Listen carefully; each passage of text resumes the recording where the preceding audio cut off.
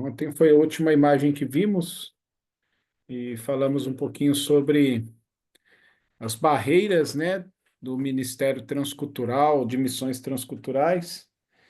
E hoje a gente vai começar a abordar um outro assunto, pensando um pouco na questão do chamado missionário para o plantio de igrejas, né? E é claro que a gente pode e vai até mencionar um pouco sobre a questão do trabalho, até do Ministério Pastoral, outros, mas a gente vai voltar mais o assunto pensando para o plantio de igrejas em contexto transcultural, tá bom? Que diz mais respeito ao assunto que estamos trabalhando esses dias, tá? E pensando um pouquinho na questão do chamado missionário e o plantio de igrejas, uma das coisas que a gente tem que observar bastante é a questão da vocação. Ou seja, né, vocação e chamado, está até aí no PowerPoint, né, são termos similares que derivam da palavra kalel, que significa chamar ou convocar. E é interessante a gente pensar um pouquinho sobre essa questão do chamado, né, que muitas pessoas têm dúvida em relação sobre o significado dessa palavra, não no literal, mas tipo assim, será que eu tenho que ouvir um chamado de Deus? E eu sou alguém que eu gosto de fazer alguns tipos de pesquisas, pesquisas básicas, perguntas para as pessoas, né? E teve um tempo atrás aí que eu comecei a perguntar para muitas pessoas, principalmente jovens, depois de uma conferência de missões, ou depois de eu abordar o assunto de missões, e pessoas vêm conversar, e eu pergunto, por que você não vai? Né? Algo desse tipo, né? Ah, legal, trabalho missionário transcultural, mas por que você não vai? E uma das coisas que a gente escuta bastante, se Deus quiser, eu vou. Fala assim, mas você tem dúvida que Deus quer que você leve o evangelho, ou que a igreja leve o evangelho para o mundo, né? É mais para aguçar aquele assunto, né, a conversa, né, sobre o assunto de missões, né, e desafiar aquela vida. E alguns respondem, eu não tenho chamado, né, ou algo desse tipo. E muitos têm dúvidas do que significa essa questão de chamado, ou de vocação, né? Interessante que o testemunho de Sophia Miller, um dia perguntado para ela como se deu o chamado dela para a obra missionária, ela falou: não, simplesmente eu li na Bíblia que eu deveria ir e eu fui, né? Então, e quando a gente olha também para a palavra de Deus, a gente vai ver que tem vários tipos de chamados de Deus para o seu povo, né, como igreja, né? Aliás, eu não vou nem dizer como igreja, porque a gente vê chamado de Deus até no Antigo Testamento, né? Deus chama Abraão, por exemplo, para ele ser o pai de uma grande nação, né? Ele chama o próprio Moisés ali também para libertar o povo, né? E trazer a lei e tudo mais. O Josué para colocar na terra prometida, né? Então você vai vendo vários tipos de chamados de Deus para pessoas específicas para cumprir uma missão específica. E quando a gente pensa para a igreja, a gente pode ver num sentido mais assim de um chamado geral, né? Para várias áreas que a gente vai abordar aqui, mas também a gente vai ver alguns que são chamados ou vocacionados. Eu prefiro essa palavra, vocação, né? Vocação ministerial, que a gente vai abordar durante essa noite, né? Para um ministério específico, algo de Deus, separado para aquela pessoa que Deus vai dar o seu dom, né? Eu acredito que Deus dá o dom espiritual para cada um de seus filhos, né? Eu sei que essa questão de dons aí tem várias maneiras de pensar, não sei como você pensa, alguns acreditam que Deus dá dons, eu acredito que Deus dá um dom, né, baseado lá em Pedro, né, mas Deus também dá habilidades para as pessoas cumprir o chamado que tem, né, a vocação específica para a vida dele, né, e o capacitar, né, para que ele possa exercer aquele ministério que Deus o chamou, né. Então, mas pensando de uma forma mais geral, em relação ao chamado de Deus, nós podemos ver o chamado de Deus para a salvação. Lá em 2 Pedro, capítulo 1, versículo 10. Vamos abrir nossa Bíblia aí. Quem achar primeiro pode ler para nós. Aliás, já vamos fazer assim, ó. Irmão Hélio, abre para nós 2 Pedro 1:10. Valesca abre em Gálatas 5:13. Nosso irmão Amaro pode abrir em Romanos, capítulo 16, por favor. Que aí fica mais fácil. E é bom que eu tenha a participação dos irmãos. Eu confesso que online eu ainda não estou muito habituado a lecionar online, né? Já aconteceu poucas vezes. E mais nada como presencial, né? Onde que você está ali junto É, com as olhando no olho, né, pessoas. pastor? Mas aqui a gente já está bem É, habituado, acostumamos. os irmãos já estão aí há alguns anos, né? Até enquanto os irmãos abrem aí, deixa eu aproveitar e perguntar: vocês estão no último semestre, último ano? Como é que é? Último semestre, pastor. Último semestre, de quantos? É, de 4 anos. Quatro De anos. 4 anos? Olha aí. Então, seria um bacharel em teologia ou a teologia básica? Como é que é? Nós somos do avançado. Do avançado. Se Hum. fôssemos.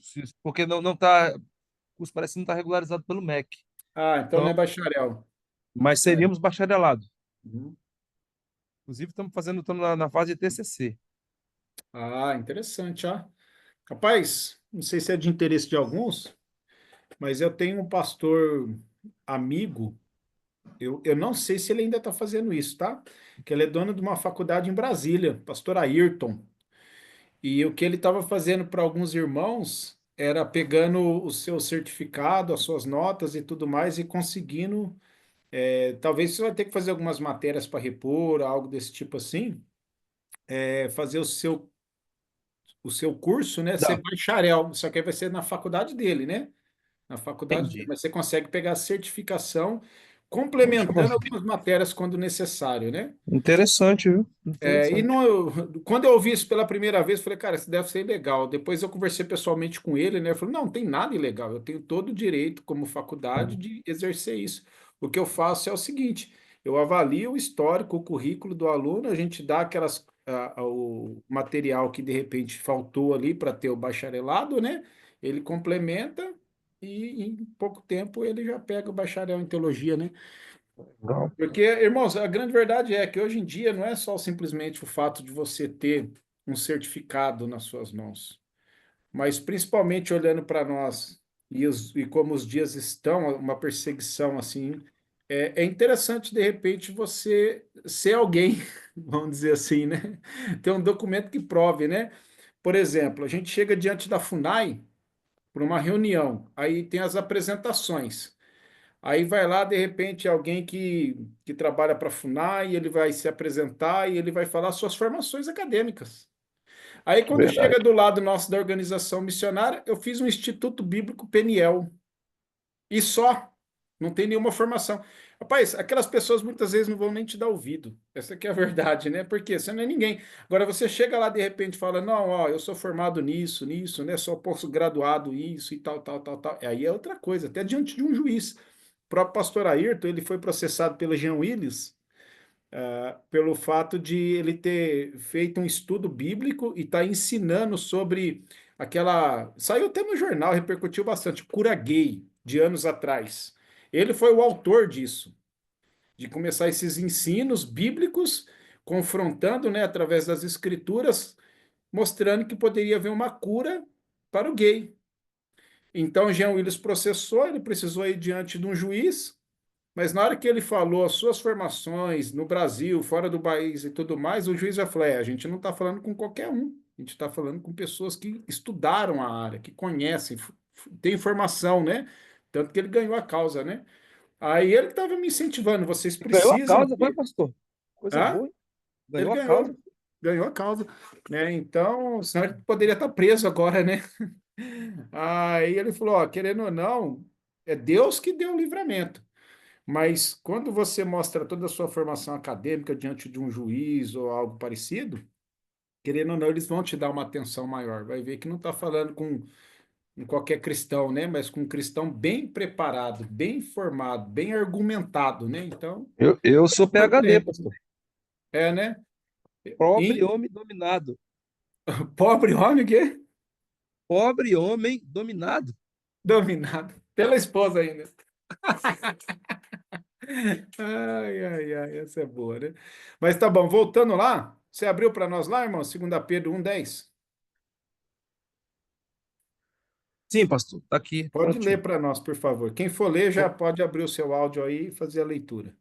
Portanto, irmãos, procurai fazer cada vez mais firme a vossa vocação e eleição, porque fazendo isso, nunca jamais tropeçareis. Uhum. Então pode ver que nós, é lógico, né? Eu não sou calvinista, tá bom? Eu tenho o mesmo. E seus irmãos são, então agora vocês vão ficar com o pé atrás. Poxa, achei que você era, né? Não, É pastor, difícil a não. O Hélio gente vai andar ficar nesse. Não, não. decepcionado, pastor. Todos O Hélio nós vai aqui ficar estamos no mesmo, decepcionado com o mesmo senhor. time, pastor. Eu imagino que sim, né? E a gente sabe quando Deus está O, falando o ali Amaro sobre professa a fé eleição. católica, mas Que quando Deus está falando para eleição, a gente sabe muito bem que ele não está falando que ele elegeu, ele escolheu aqueles que vão ser salvos, né? Mas nós somos eleitos em Cristo Jesus, né? E algo desse tipo. Então, querendo ou não, nós somos chamados pelo próprio Deus para essa salvação, né? Para sermos a imagem de Cristo e tudo mais. É lógico, a gente reconhece que a ação da salvação não é da nossa parte, é da parte de Deus, porque é o Espírito Santo que nos convence do pecado, da justiça, do juízo, que a própria fé, ela vem pelo ouvir, e o ouvir da palavra de Deus, a fé é necessária para que possamos ser salvos, né? Mas esse chamado, né, de Deus para a humanidade querendo salvar o homem, ela é real, ela existe, né? O desejo de Deus que todo homem seja salvo, né? E também somos chamados para a liberdade, né? Gálatas 5:13, alguém, quem tá, não lembro quem que era, se era Valesca, se eu não me engano, né? Gálatas 5:13. Já. Porque vós, irmãos, fostes chamados à liberdade. Não useis então da liberdade para dar ocasião à carne, mas servi-vos uns aos outros pelo amor. Uhum. Então, somos chamados para essa liberdade. E é tão interessante, amados, porque a gente não está preso num círculo religioso, vamos dizer assim, né? Ou na religiosidade. E é muito gostoso quando a gente entende o evangelho da graça.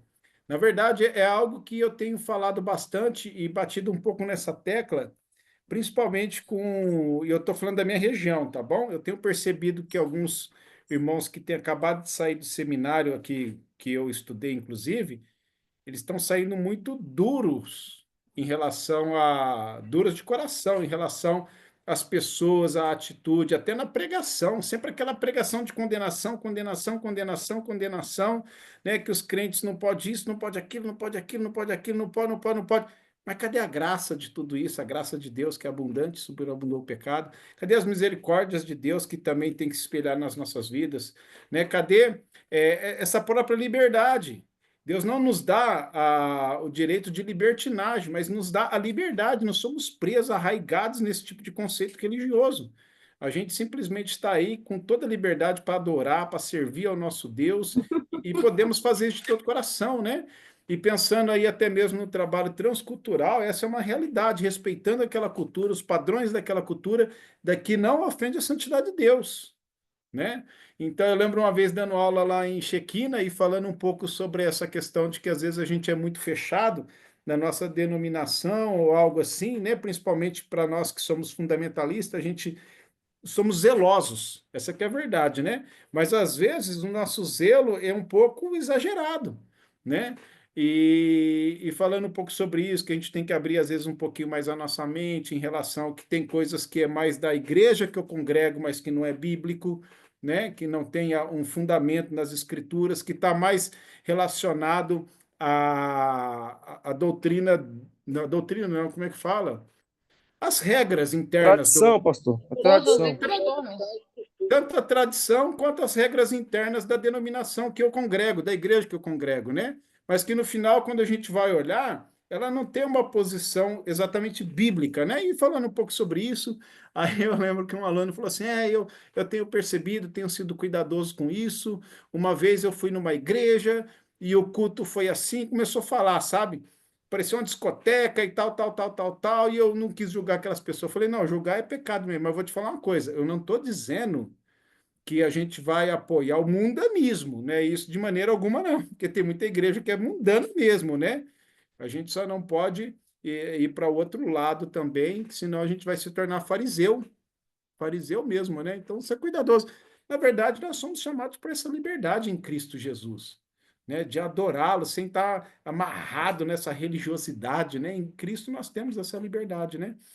Nós também somos chamados para pertencermos a Ele, né? Romanos 16, alguém, não lembro quem que era para ler,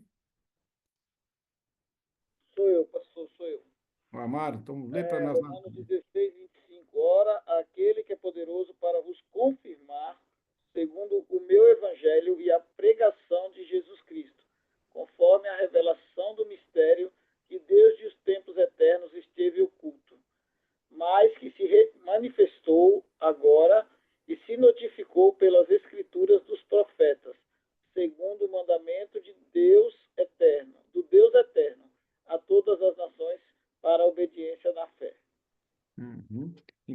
hoje nós temos esse grande privilégio que mesmo não sendo judeu, embora o desejo de Deus desde o princípio da criação sempre foi que todas as nações viessem a adorá-lo e crer nele, né? Mas nós temos esse privilégio de pertencer a Cristo, que no passado era até um mistério isso daí tudo, né? O evangelho chegando até os gentios e a igreja começando, né? E hoje nós temos essa grande alegria e privilégio. Então há um chamado de Deus, né? Para isso também. O outro propósito, né? Para cumprir o propósito dele em nossas vidas, Romanos 8:28, né? Isso aí a gente já conhece, né? Quer ver? Vamos. Eu tenho certeza que um dos irmãos sabe esse versículo de cor. Quer ver? Eu sei, mas eu já abri aqui, então fica injusto eu falar, né? Não, pode falar, não tem problema não. Sabemos que todas as coisas contribuem juntamente para o bem daqueles que amam a Deus, daqueles que são chamados segundo o seu propósito. Uhum. Então, coisas na nossa vida contribuem para o nosso próprio bem, né? Daqueles que são chamados segundo o seu propósito. Deus tem propósito nas nossas vidas e Ele vai fazendo com que as coisas contribuem para isso. Até as coisas que muitas vezes aos nossos olhos parecem ser ruins. É interessante, né?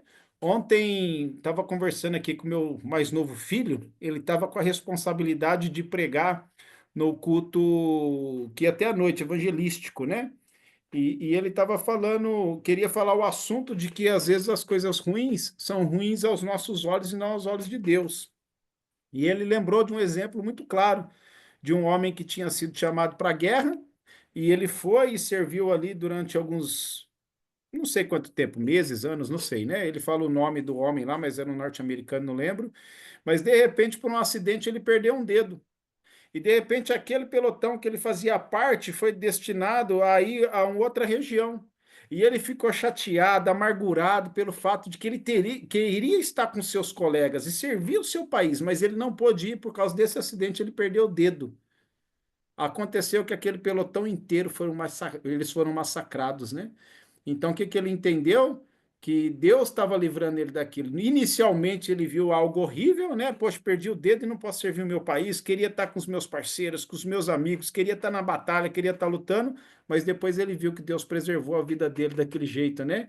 E usou em outra área, né? Que aí ele começa a dar o testemunho em áreas que Deus estava usando a vida dele para ser uma bênção na vida de outros, né? Proclamando o evangelho, né? Então ele cita o nome lá desse fulano aí, eu não me lembro agora, ele só comentou isso comigo, pedindo ideias, né, sugestões de como expor a palavra à noite, mas faz a gente pensar um pouco sobre isso.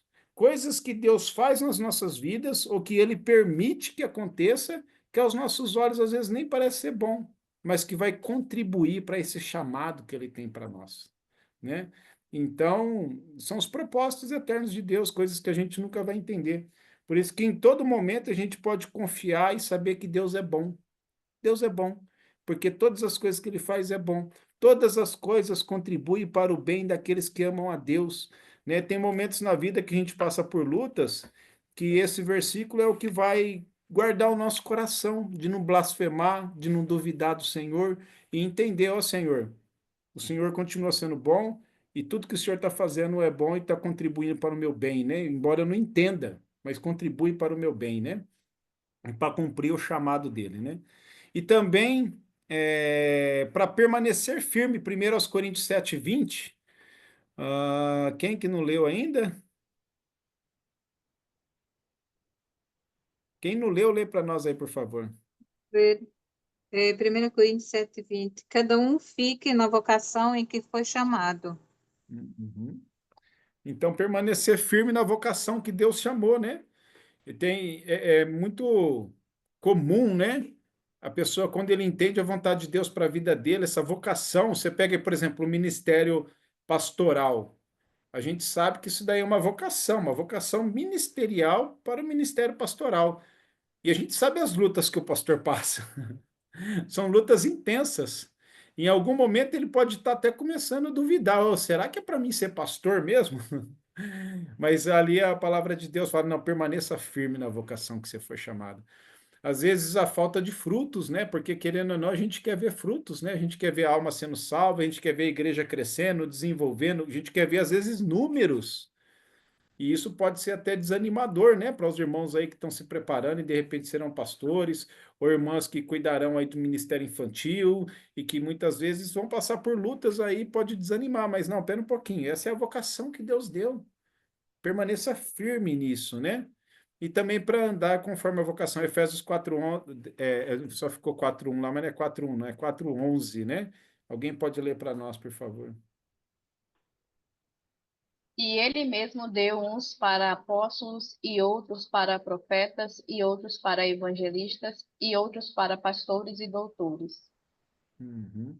Isso, então a gente vai basear, inclusive, parte do nosso estudo nesse versículo, tá bom?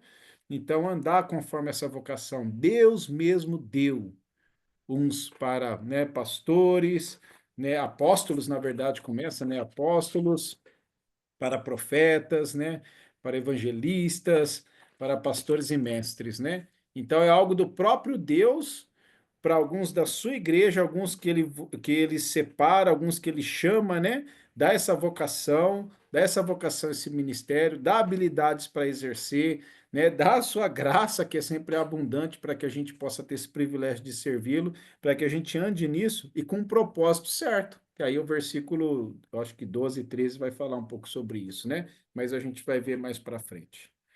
Então, nós podemos entender, amados, que todos os salvos, todos os redimidos, eles são chamados por Deus e para Deus.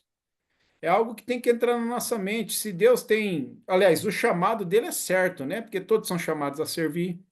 Todos que somos salvos somos chamados a ser salvos, né? Todos nós somos chamados a adorar a Deus, talvez é o principal aí, né? Chamados a adorar o Senhor, servir a igreja, servir aos irmãos, tudo isso daí é uma grande bênção, até mesmo baseado num grande mandamento do Senhor, né? Amarás o Senhor teu Deus de todo o teu coração. Ele em primeiro lugar, né? Adorar ele de todo o coração, né?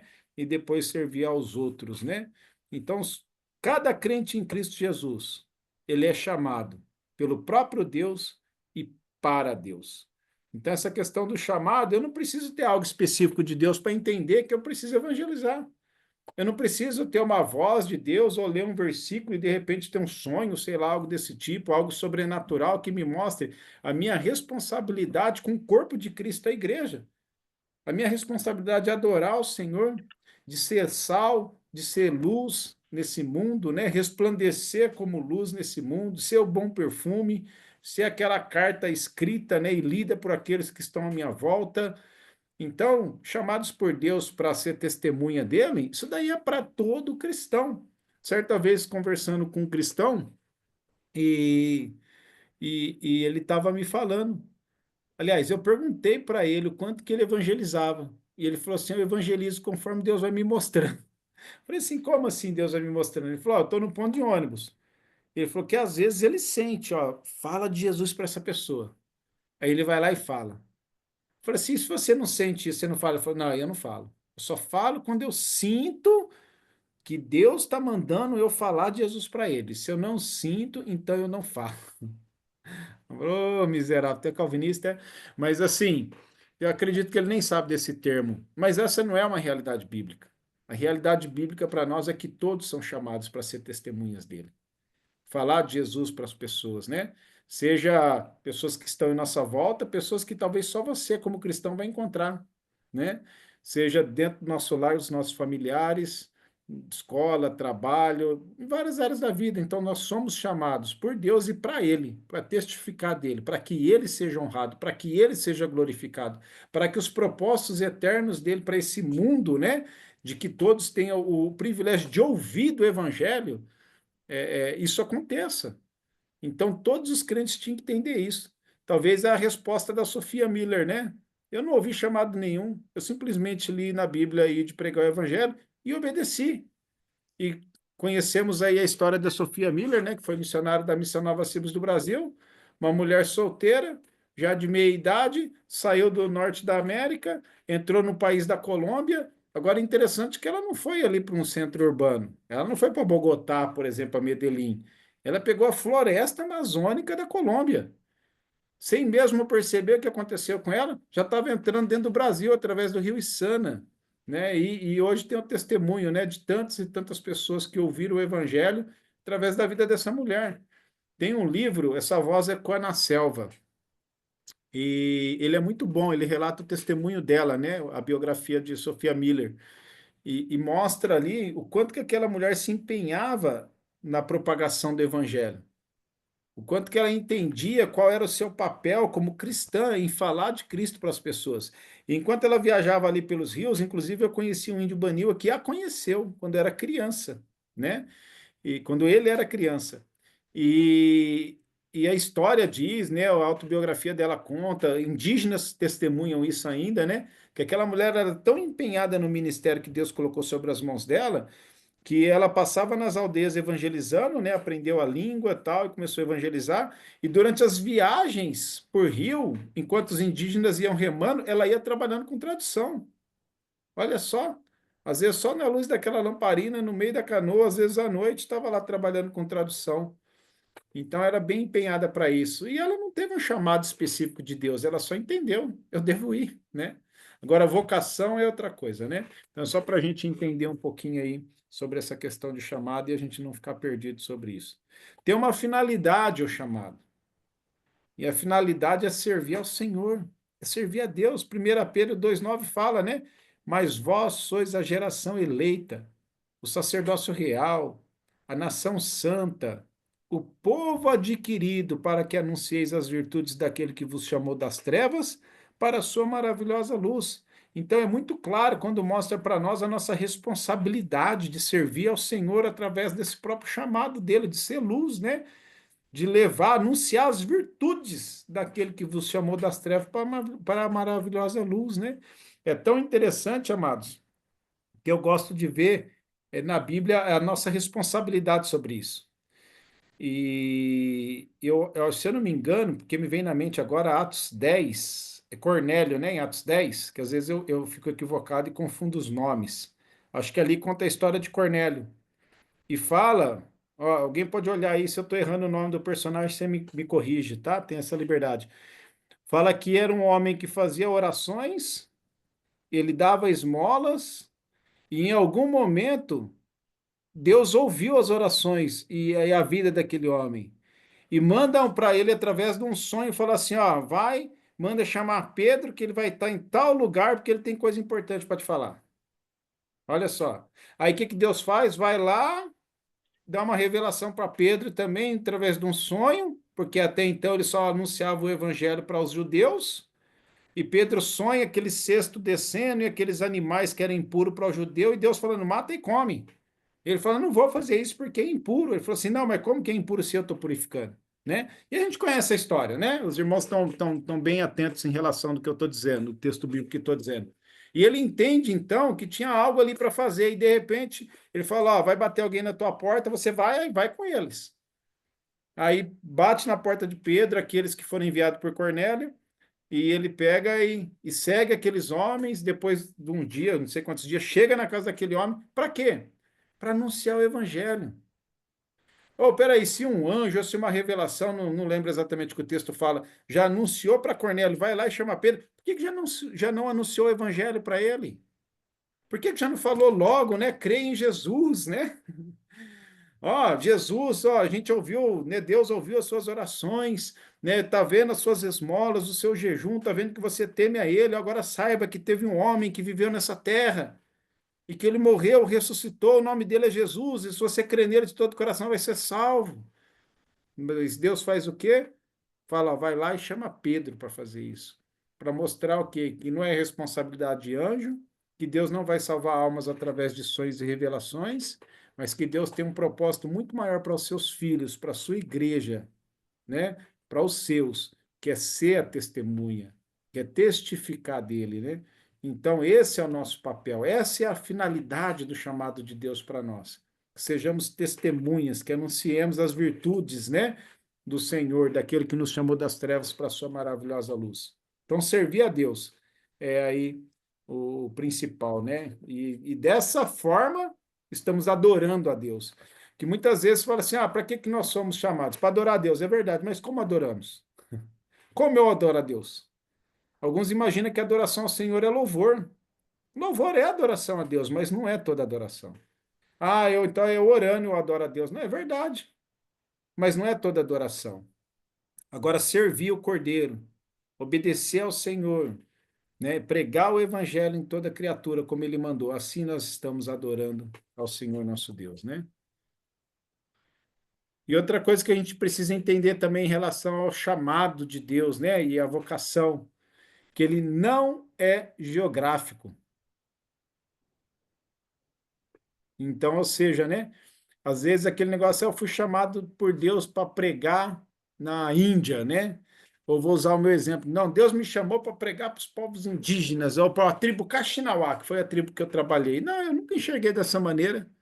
Na verdade, eu percebi de Deus a vocação ministerial que ele deu para mim de anunciar o evangelho àqueles que menos alcançados, vamos dizer assim, não ministério pastoral e não ministério em centros urbanos, mas eu não entendi aonde.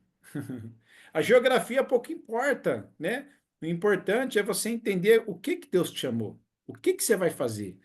Aonde não faz diferença. Não há na palavra de Deus uma vocação geográfica, há uma vocação ministerial. Agora, onde você vai exercer, aí é direção de Deus e não chamado de Deus. Pode ser em qualquer lugar. A gente pode ver a vida do próprio apóstolo Paulo. A vocação dele era levar o evangelho aos gentios. A vocação dele era levar o evangelho para aqueles que ainda não tinham ouvido do evangelho. E por isso ele passou pela região da Bitínia, né, a região da Ásia, da Galácia e tantos outros lugares, exercendo a sua vocação. A geografia é a direção de Deus. E a direção de Deus ele pode ir te mostrando, né, a cada passo que a gente dá. Então, nós muitas vezes somos levados a pensar, né, para onde Deus me chamou. Na verdade, a frase certa seria para onde Deus, né, me dirigiu a minha vida para exercer o ministério que ele me deu. O exemplo que a gente pode ver, por exemplo, é o próprio médico, né? Acho que está até aqui no outro PowerPoint, né? Então, a pessoa se forma em medicina, ou em técnico de enfermagem, né? Que nem a irmã Ana, mas não importa onde você vai exercer a profissão, né? Aquilo que você estudou, né? O importante é você exercer ela. Agora, qual hospital, qual cidade, qual país, não faz diferença. E assim também é o ministério pastoral. Quem é pastor aí em Rondônia, ou quem é pastor em São Paulo, ou é pastor na Bahia, ele pode ser pastor em qualquer lugar do mundo. É a vocação que Deus deu para ele. Ah, mas se ele vai para outro país exercer o ministério pastoral, tem que aprender língua. Qual o problema? Aprende a língua e ensina, vai exercer o ministério pastoral naquele idioma. Por isso que muitas vezes a gente vê pastores mudando de igrejas, mas não mudando a sua vocação ministerial. Porque a direção de Deus para as nossas vidas é uma, a vocação ministerial é outra. Então, o chamado, a vocação, ela não é geográfica, tá bom? Não é geográfica, mas sim ministerial. É aquilo que Deus nos dá habilidade, dom e capacidade para exercer aquilo que Ele chamou a gente para fazer. Vocação é o que faremos e não para onde iremos. Então, se a gente guardar isso, já vai fazer uma diferença enorme, né? Há uma diferença entre o que foi vocacionado a fazer e onde ele irá fazer, né? Então tem uma diferença grande. Então, ó, Deus te chamou para ir para onde? Não, Deus dirigiu a sua vida para ir para onde? Mas para exercer qual vocação? Aí sim, né? A Deus me chamou para ser um missionário. Onde? Eu fui entre os Kaxinawás. Eu fui missionário lá em Chequina, no trabalho de base, dirigindo a escola, sendo professor, né? Mas envolvido no Ministério Transcultural. É até interessante pensar um pouco sobre isso. Muitas pessoas, e eu não estou falando em causa própria, não, né? Mas muita gente imagina que quando o missionário sai do campo e ele vai trabalhar numa base de apoio, ele não está exercendo o ministério que Deus chamou. Eu discordo. Porque muitas vezes aquela base de apoio contribui para o alvo maior, que é o alcance de outros povos. Por exemplo, né, nós temos colegas aí em Ji-Paraná que trabalham na base de Ji-Paraná. É um lugar que precisa ser cuidado, é um lugar onde que missionários que estão com os povos mais distantes, mais isolados, precisa de um apoio na cidade para fazer suas compras, para fazer pagar suas contas, para que ele possa estar lá no ministério. E aquele colega missionário, chamado por Deus para ser missionário, servindo ali naquela base, ele está contribuindo para o alcance daqueles povos tribais daquela região. Então, de certa maneira, ele está exercendo o ministério que ele foi chamado. E muitas vezes pessoas que trabalham nesse tipo de ministério têm um dom específico, que é o dom de serviço, que é servir a outros. Às vezes o dom dele não é de ensino, não é de profecia, ou seja, pregar a palavra, mas é de serviço. E ele está exercendo o dom da vocação que Deus chamou, com o propósito de alcançar aqueles povos, que é o propósito de Deus para a vida, para aqueles missionários que estão lá e para aquele que está na base também exercendo seu ministério. Então, amados, isso é a vocação, tá vendo? Não importa onde. Importa fazer aquilo que Deus te mandou fazer, te capacitou a fazer, te deu habilidades a fazer. Então tem essa diferença, tá? Não é onde, mas o que fazer. Isso é vocação. E como eu disse, a gente ia abordar um pouquinho sobre essa área em Efésios capítulo 4, verso 11, mas quero aproveitar e perguntar. Os irmãos têm perguntas, têm comentário? Podemos tocar?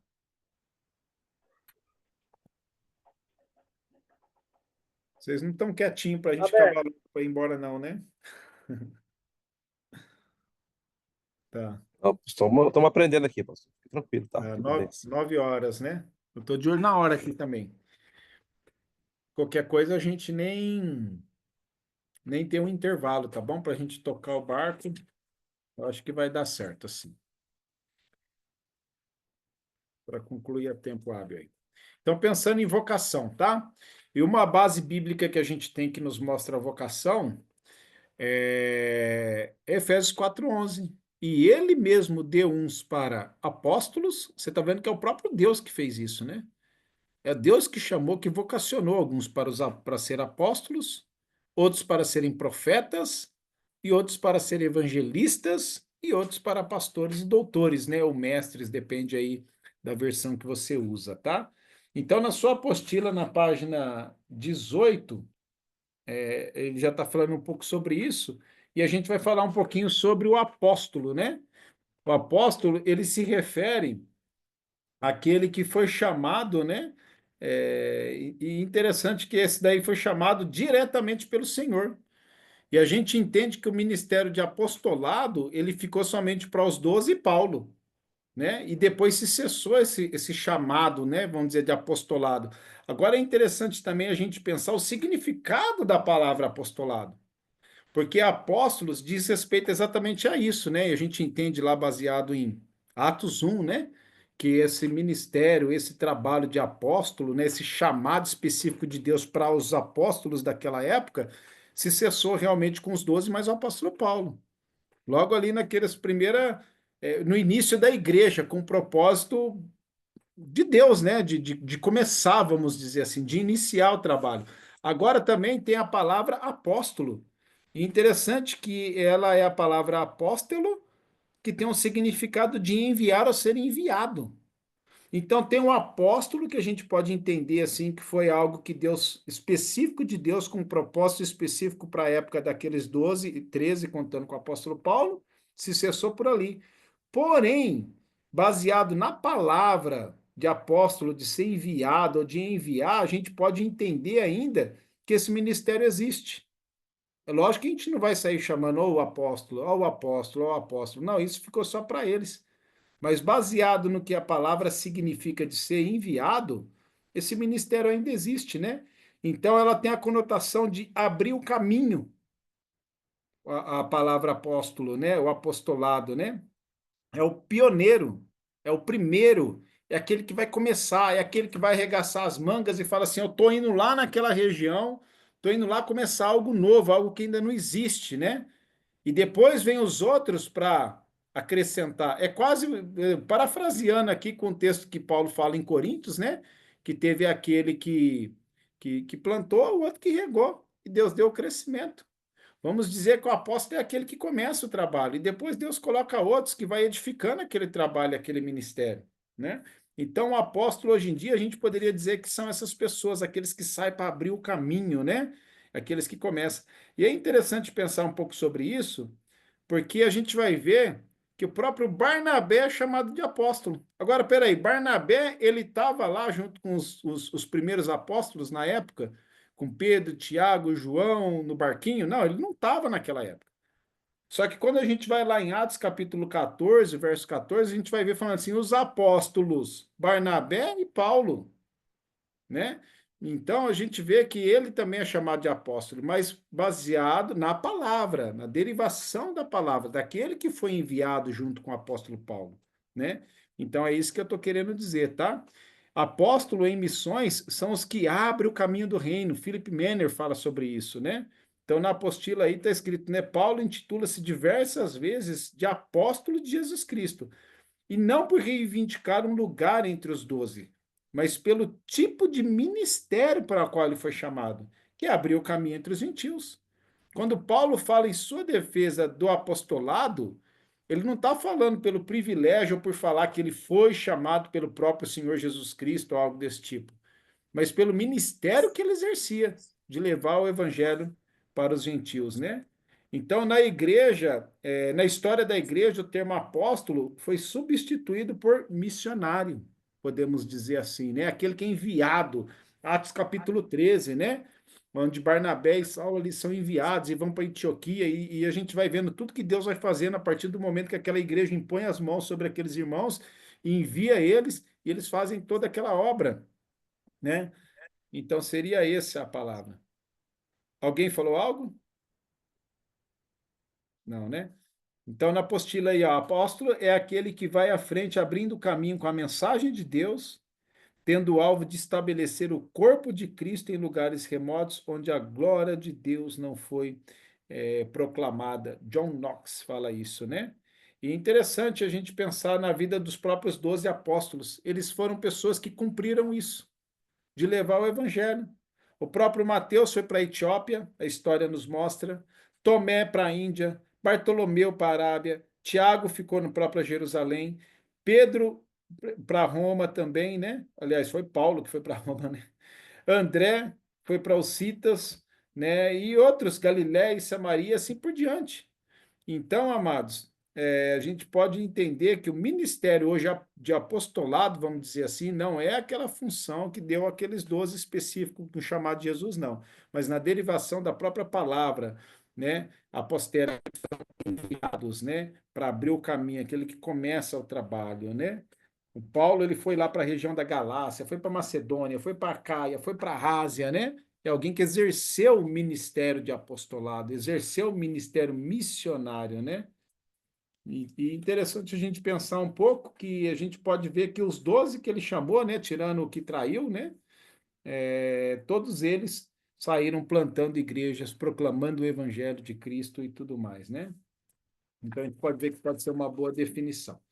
Agora, mudando, virando a página aí, a página 19, a gente vai ver algumas características bíblicas para um chamado, né, a vocação apostólica aí, né? E primeiro é que ele é convicto do chamado acima do sistema eclesiástico, né? Em Gálatas 1,17, Paulo está falando ali, ó, nem subir para Jerusalém aqueles que foram apóstolos antes de mim, né? Ele percebia que o negócio não se encaixava muito ele ficar em Jerusalém, que ele tinha algo diferente para ele, que era realmente levar o evangelho para os gentios. Você pode ver que algumas vezes apenas Paulo vai para Jerusalém, se não me engano, uma vez, né? Como algo de prestar contas, mas o alvo e o objetivo dele não era isso. Não era ficar para lá e para cá, vai e volta, vai e volta, vai e volta. Mas era cada vez indo mais longe, né? Buscando ir mais longe para levar o evangelho, né?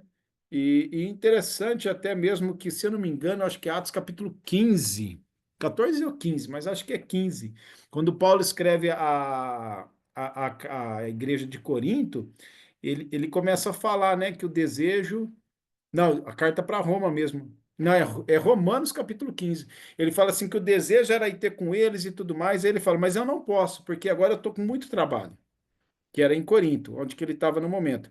Porém, quando eu ir de passagem, porque eu estarei indo para Espanha. A gente nem sabe se ele foi para a Espanha ou não. Nenhum teólogo afirma, a Bíblia não afirma que ele chegou até a Espanha. Mas olha a visão ministerial dele. Olha a visão em relação à sua vocação, de levar o evangelho sempre cada vez mais longe, para lugares onde não tem. Ele já tinha o alvo e o objetivo de chegar até a Espanha, né? Essa é a visão do missionário, é levar o evangelho aonde Cristo ainda não foi anunciado, né? Aí Paulo pregou em Tarso, Jerusalém, serviu de mestre na igreja de Antioquia, até mesmo antes de ir definitivamente ao ministério com os gentios, para a qual ele foi chamado, né? É até interessante pensar um pouco sobre isso, quando eu aconselho jovens que diz para mim assim, rapaz, eu quero ser um missionário, né? E às vezes aconselho pastores também, quando me perguntam, fulano de tal na minha igreja está falando que quer ser missionário, o que que você acha? A primeira coisa que eu pergunto é, ele se envolve na igreja local? Ele serve na igreja local? Ele participa nos evangelismos? Ele é testemunha de Cristo realmente? Ele tem testemunho da igreja? Porque muita gente, às vezes, ele é chamado, vamos dizer assim, né? Por causa da sua emoção, ele assiste uma peça bonita, ele ouve uma mensagem abençoadora e fica emocionado em relação à entrega à obra missionária, mas às vezes a vida dele não mostra isso. Começa na igreja o ministério missionário, né? A vocação que Deus dá é ali na igreja, servindo na igreja, desenvolvendo na igreja, servindo os irmãos, testificando, testemunhando, proclamando o evangelho para as pessoas que estão perto. Aí sim ele vai conseguindo entender qual a vocação que Deus tem para ele. Então, quando eu aconselho jovens a isso, eu já falo, ó, como é que está na sua igreja, né? Você fala, não, eu tenho participado, tenho servido, faço evangelismo, tenho ganhado almas, ótimo, então você está no caminho certo, né? Ah, não, eu só vou no culto, não, então se envolva. E para o pastor, eu geralmente aconselho a mesma coisa. E isso para mim é tão sério, irmãos, que era uma preocupação em relação à minha filha. Ela tem 18 anos, completou o mês passado. E desde que eu conheço ela por gente que ela fala de ser missionária. Antes ela falava de voltar para o Caxinauá. Depois ela tirou isso de mente, começou a falar de ir para a China. Depois agora ela começou com o negócio de Filipinas, ultimamente, né? E os nossos planos para ela é o quê? Isso junto com ela, né? O próximo ano, agora ela termina o ensino médio no final do ano, a gente muda para Goiás, onde que minha esposa vai fazer o treinamento. Lá eu tenho uma boa amizade com o pessoal da Univangélica, que é uma faculdade evangélica que tem lá. E eles oferecem bolsa para filhos de missionários que tendem a ir para a obra. E também tem um instituto bíblico que tem parceria com essa faculdade, que se o aluno quer fazer a faculdade e ao mesmo tempo fazer um instituto bíblico, eles conseguem trabalhar isso daí. Então a gente está vendo isso daí. Mas qual que era a minha preocupação? Eu não vi ela tão envolvida com a obra de Deus. Fala, gente, como é que ela está falando que ela é missionária se eu não vejo ela evangelizando? Como é que ela fala que ela quer ser missionária se eu não vejo ela participando tanto assim, querendo servir na igreja local, né? Só que a gente estava em Goiás e a gente estava congregando uma igrejinha pequena que realmente não tinha muitas atividades. E como eu tinha muita atividade ministerial, eu pouco me ofereci para ajudar essa igreja. Então eu participava mais pregando de vez em quando convidava, e só isso praticamente, né? O resto da minha vida, do meu tempo, era dedicado ao ministério que Deus chamou, né? No centro de treinamento. Então, uma igreja pequena, que quase não faz nenhum. Aliás, não tem nenhum tipo de evangelismo, é só culto e vai embora. Culto e vai embora, culto e vai embora. E eu não conseguia ver na vida dela essa chama missionária. Deus preparou então que a gente viesse para a Serrana. Nossa igreja tem um grupo bom de jovens, tem trabalhos, né, ministérios de evangelismo, e sem eu falar nada, nada, nada, nada, nada, ela começou a se envolver com todos os evangelismos da igreja, né? Aí eu falei, agora sim eu estou animado, agora eu estou vendo que realmente o coração dela arde para isso, e não é só porque o pai é missionário e ela quer ser missionária, algo desse tipo, né? Então eu fiquei muito feliz de ver que Deus está fazendo, todas as coisas contribuem para o bem daqueles que amam a Deus. Inicialmente eu não queria vir para Serrana, né? Eu vou fazer o quê na minha igreja? Eu quero ir logo para o campo, né? Mas precisamos vir para cá e eu estou vendo, né, o desenvolvimento da vida dela nos ministérios da igreja, já preparando ela para o futuro ministério, né? Mas tá bom, a gente vê isso acontecendo com Paulo, né?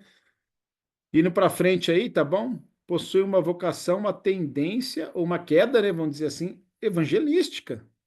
Paulo, né, sempre uma mensagem dirigida à salvação, né? Em Éfeso, em Corinto, em Atenas, a gente vê bastante no livro de Atos isso acontecendo, né? Deixa eu pôr meu óculos aqui. Então tem que ter essa tendência, né? Tem que ter essa quedinha, né? Essa vocação para o evangelismo. É aquele que vai começar, é aquele que está sendo como pedrinhas lançadas pela igreja nos lugares mais distantes para ser uma testemunha de Jesus. Então, a vocação para esse tipo de ministério precisa despertar nesse obreiro, nesse missionário, vamos dizer assim, né? Essa chama por falar de Cristo para as pessoas, porque senão talvez a sua vocação vai ser outra. Não é essa mesmo, não, né? sente-se atraído a regiões onde o corpo de Cristo ainda não foi implantado, né? Lá em Romanos 15, 20, né, Paulo fala um pouco sobre isso, né? Se ele se esforçou para levar o evangelho onde Cristo ainda não foi anunciado, aos confins da terra. Esse era o alvo, esse era o plano, né? Eu já falei do plano de Paulo chegar até a Espanha, né? E não chegou, né?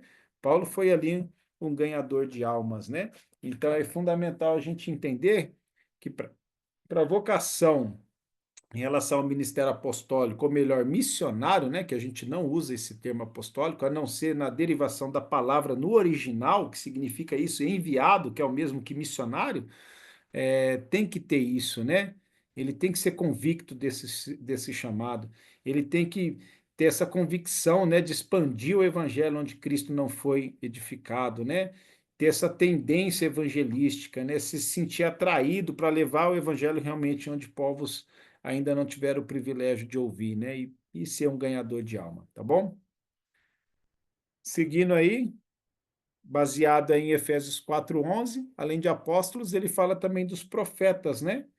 E a gente vai passar por cima, não, a gente vai abordar um pouquinho essas outras vocações, mas não vamos aprofundar tanto, porque o objetivo da matéria é mais falar sobre o ministério transcultural, né? Então, seria mais o ministério missionário. Mas tem os profetas, que o conceito veterotestamentário, né, ou seja, o Antigo Testamento ou Velho Testamento, é aquele que diz, né, assim diz o Senhor. Esse é o profeta, né? Não é como o profeta do Antigo Testamento, que tinha só revelação de Deus, e Deus falava com ele falava com o povo, né? Às vezes ele ouvia em voz audível o próprio Deus falando com ele, ou algo dessa natureza, né? Mas o conceito daquele que conhece as Escrituras e ele afirma, Deus está dizendo isso através da palavra de Deus, né? Esse é o profeta de hoje, né? Né? Aquele que vai ter um sonho, uma revelação, vai ver a vida de alguém e falar, Deus mandou te falar isso, né? A não ser que está lá na Bíblia, né? Não, que Deus mandou te falar isso. Você precisa se converter ao Senhor Jesus Cristo para você ser salvo. Aí é real, né? E é isso que as Escrituras dizem, né? Então, o conceito novo testamentário é aquele que fala da parte de Deus. O profeta é esse, é aquele que fala da parte de Deus. Muitos são vocacionados a isso. Ele lê as Escrituras, ele comunica bem com as Escrituras, ele consegue ter uma boa interpretação das Escrituras, paixão pelas Escrituras, né, e se dedica ao estudo das Escrituras para que ele possa falar das Escrituras para os outros, né? Então, eventualmente, palavras proféticas, né, do Antigo Testamento dirigidas a outros povos, que não era Israel, entretanto, era chamado especificamente para falar ao povo de Israel, né? A gente vê no Antigo Testamento. E no Novo a gente já vê profetas dando mensagens à igreja, né? Então a gente vê o próprio Pedro ali profetizando, vamos dizer assim, quando ele está diante de todo o povo ali no livro de Atos, né? Se não me engano, capítulo 2, né? E ele pega e ele conta toda aquela narração bíblica. E ele chega e fala assim: e esse é Jesus, aqueles que vocês crucificaram. A gente vê a mesma coisa acontecendo com Filipe. A gente vê a mesma coisa acontecendo com Estevão antes de ser apedrejado. Ele conta toda aquela narração bíblica, ele usa das escrituras e aponta.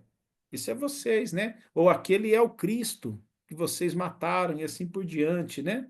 Então ele usa da palavra de Deus para poder falar da parte de Deus para aqueles, né? Então o apóstolo é aqueles que germinam, é aqueles que vão, aqueles que começam o trabalho. O profeta é aquele que vai consolidar. É aquele que traz essa palavra, né, bíblica realmente para ajudar no crescimento das pessoas, né, ou dos cristãos principalmente. Características do chamado profético, né, tem discernimento do Senhor para aplicar a palavra segundo a necessidade da igreja. É interessante, né, na nossa igreja aqui a gente tem um irmão, o pai dele é missionário. Ele veio do Piauí para a Serrana para trabalhar, se converteu, a gente estudou junto no seminário, inclusive. Ele voltou para o Piauí, implantou uma igreja, estava implantando a segunda, começou a ter problemas, né? Familiares, emocionais e tudo mais. Voltou para passar um tempo em Serrana, que é a igreja enviadora, né?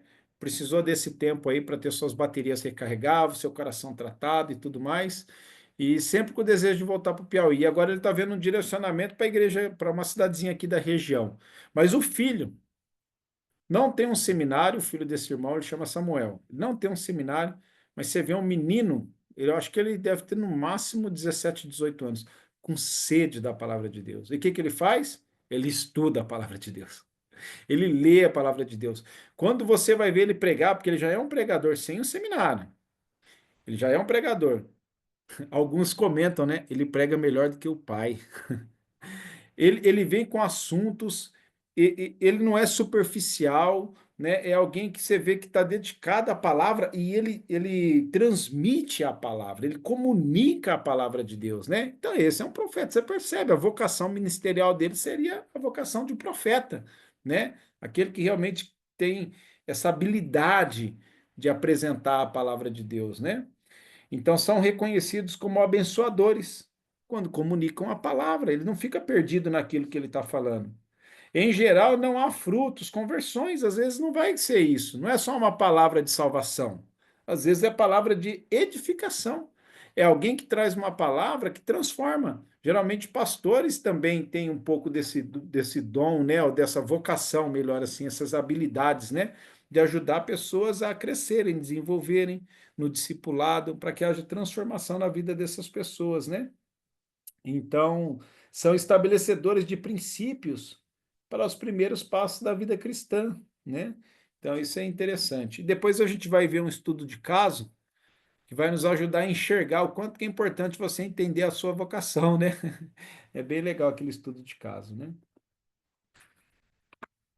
Então, indo mais para frente aí, os evangelistas, né? O conceito bíblico é evangelizo, né? Ou evangelistas. É aquele que molda o caráter de outro segundo o evangelho. John Knox fala sobre isso. Interessante, amados, que muitos imaginam que o evangelista é aquele só que tem uma boa palavra de evangelismo, né? Ganhador de alma, mas não é só isso o significado do evangelista bíblico, né? Mas é aquele que tem uma boa palavra que ajuda a moldar o caráter também, diz respeito ao discipulado. Não é só ganhador de almas. É lógico, está bem claro ali também essa questão de alguém que está sempre envolvido com o evangelho, no evangelismo e tudo mais. São pessoas que Deus usa para isso, mas não é só isso, né? Estava conversando com o irmão de uma igrejinha lá na região lá de Goiás, lá onde eu estava, uma cidadezinha chamada Silvânia, e ele é missionário da Missão Novas Tribos também. E ele estava pedindo para me discipular alguns membros novos convertidos. E eu perguntei, por que que você não faz? Eu fiz a pergunta assim, né? Por que que você não faz? Ele falou assim, porque eu não tenho essa habilidade, esse dom. Deus me chamou para ser evangelista. Eu ganho almas, mas discipular é outras, né? Aí eu pensei, eu vejo isso na vida dele. Ele é um ganhador de almas nato. Ele ganha muitas almas para Cristo. E ele discipula elas baseado no evangelismo, usando o ensino bíblico cronológico. Mas aí, na hora de dar um pouquinho mais, sair um pouco do leitinho, sabe? Ir um pouco para o pão, para a carne, é a hora que ele quer passar para outro, não é muita habilidade dele, né? Mas o evangelista também pode fazer isso, né? Ajudar aqueles primeiros passos para a pessoa crescer, né?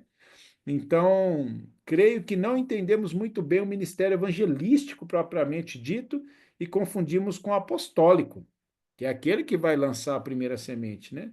Na verdade, o Senhor chama e define ministérios em nosso meio e os nomes não importam. Tanto, porém, evangelista não é primeiramente o que transmite somente as boas novas da salvação, mas sim aquele que também discipula o recém-convertido segundo a imagem de Cristo, né? Então é lógico que a gente não está amarrado com esse negócio, né, de ser apóstolo, missionário, você é profeta, você é evangelista. É só bom cada um entender o seu papel, né? O que que Deus deu para ele? É para ele ser um apóstolo? É para ser um profeta? Não significa que ele não vai ter habilidades de exercer o outro, né? Mas é bom ele entender aquilo que Deus deixou claro para a vida dele. A ênfase de Cristo, né? Pregar o evangelho, fazer discípulo. Então a gente percebe duas dimensões ministeriais, né? E a gente pode perceber aí que entra entre apóstolos e evangelista, né? Então a característica de um evangelista é atraído por trabalhos recém-iniciados. Ele quer estar lá na frente, ele quer estar junto com aqueles que já começou a obra, né? Ele quer também ganhar almas, mas também ajudar no crescimento delas. É pessoal, ou seja, ele é atraído por pessoas. É aquele que gosta de relacionamentos, que gosta de estar no meio do povão, né? Ele possui discernimento sobre as palavras e as pessoas. É aquele que sabe dar ouvido às pessoas e sempre tem uma boa palavra para ajudar também, para confortar, né? Para desafiar, uma boa palavra para evangelizar mesmo, né? Ou ajudar ela a crescer. é um discipulador, tem frutos quanto a consolidar a fé de irmãos recém-convertidos, né? Então, é aquele que ajuda os primeiros passos daquele novo salvo a crescer na fé, e ele preocupa-se com o indivíduo, né? O profeta, ele preocupa mais com a comunidade, aquele que gosta de expor a palavra para que vários ouçam, né? Já esse, o evangelista, é aquele que está mais individualmente ligado com uma pessoa, né? Dando ouvido, acompanhando um por um, né? É lógico que isso daí, irmãos, não é uma normativa, tá? É só uma base, né? Uma ideia, né? Em quarto lugar, pastores. Deixa eu mudar aqui. Ou mestres, né? É o tipo ministerial que mais conhecemos, ao menos nominalmente. Põe menos no grego, né? É aquele que alimenta o rebanho com nutrientes necessários à fé. Ele evangeliza, ele incentiva a abertura de novos trabalhos, entretanto, ele sente-se atraído pelo trabalho com que os outros já são. Ou seja, ele quer trabalhar mais com o povo de Deus. Eu diria que o pastor também ele tem tendência administrativa, né? Não apenas essas habilidades com a palavra, de ajudar pessoas a crescer, com o discipulado, com a preparação de outros obreiros que vai além de um discipulado, né?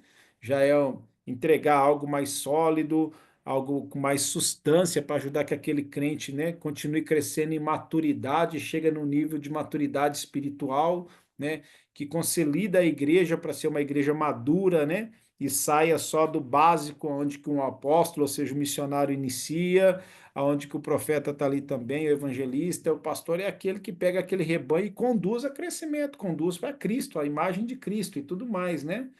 Então, o pastor tem isso. E a área administrativa é coisas também que envolve isso, né? O cuidado da igreja, o cuidado com as coisas da igreja, seja elas materiais também, né? Tem aquela visão, né?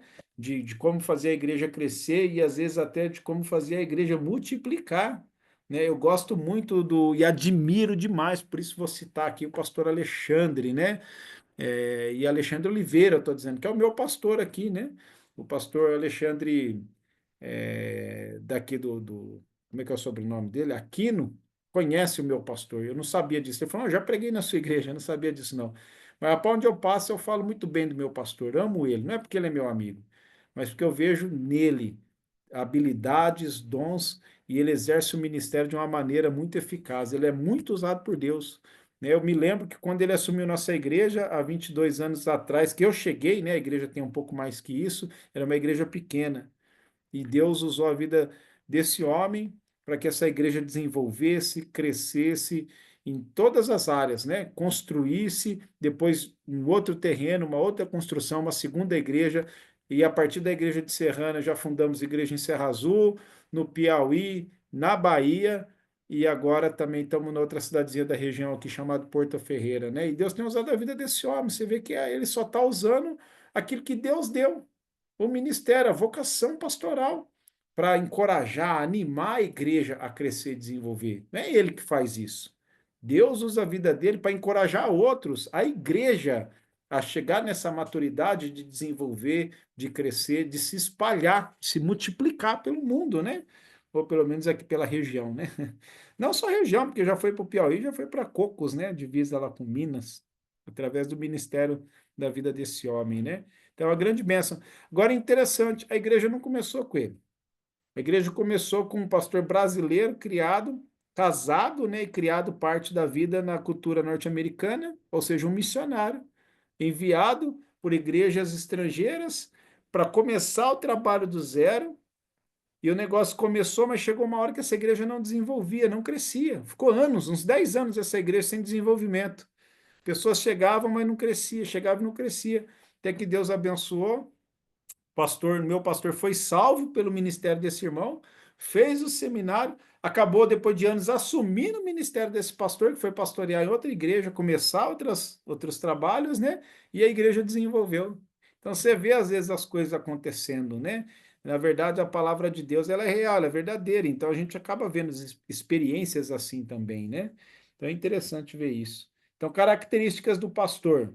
O seu alvo é conservar a fé das ovelhas, possui uma mensagem paternal, então ele tem um cuidado com o ouvinte, né? Ele visita, ele é visitador pessoal, ele trata com o indivíduo, né? Quantas visitas pastorais eu não recebi? Quantas eu não pedi, ô pastor, estou precisando de um conselho, vem aqui em casa rapidinho, né?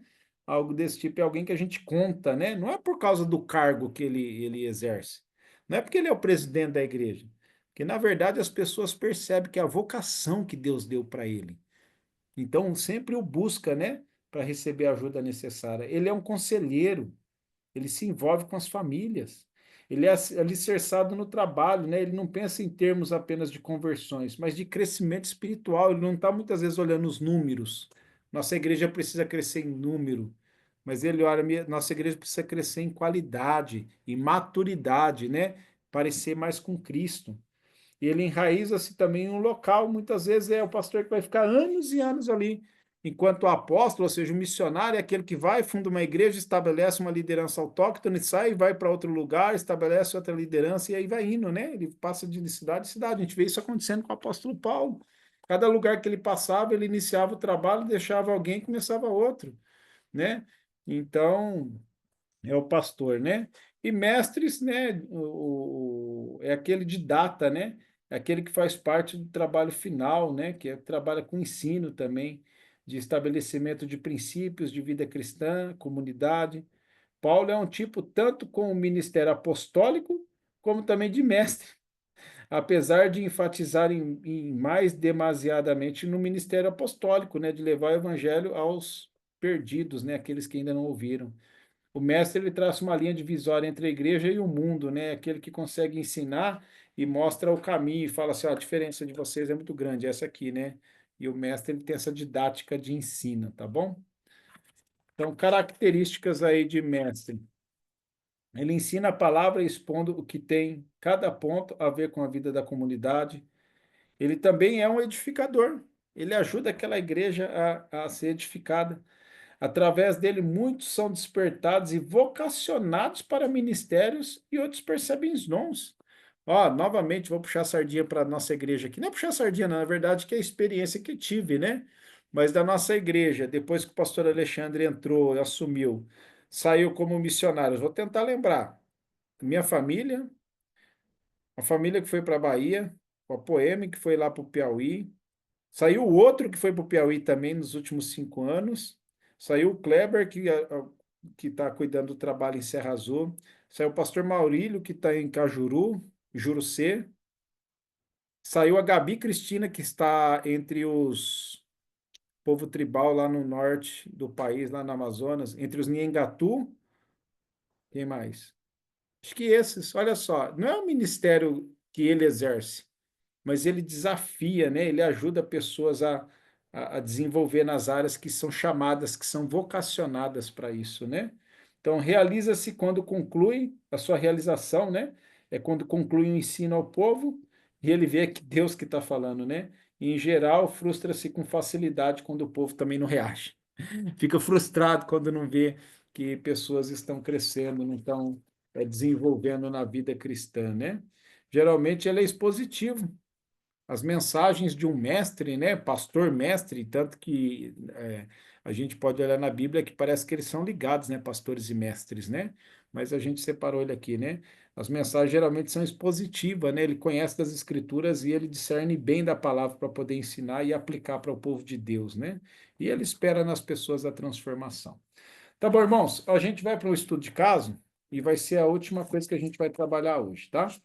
Então, deixa eu ver a hora aqui. Pastor, Sim. o pastor falou do Maurílio. Maurílio é amigo meu, é colega nosso aqui já, Ah, já é? pregou aqui, já pregou aqui na minha igreja aqui já veio 2 vezes aqui. Maurílio e Ivana? Maurílio e Ivana, casal Então, maravilhoso. rapaz, saiu da nossa igreja aqui. Depois ele tá, acho que com a igreja de Jardinópolis, que é do lado de Jurucê. E juntos Jardinópolis, eles estão trabalhando exatamente. lá. Mas o Maurilhão é um parceirão meu, é amigo de muitos anos, desde quando me Gente converti, boa né? demais. E o filho dele É, agora está indo também, está estudando, né? O Pedro Henrique, o isso. mais velho. O Pedro Henrique. Eles ficaram em Então, casa aqui uma semana, já vieram 2 vezes aqui na Baixada Santista aqui já. é mesmo? Ele Olha é aí, uma interessante. bênção, um amigão ele, um cara muito Aham. bacana. Ah, que legal, que bom. Fico feliz que o irmão conhece, né?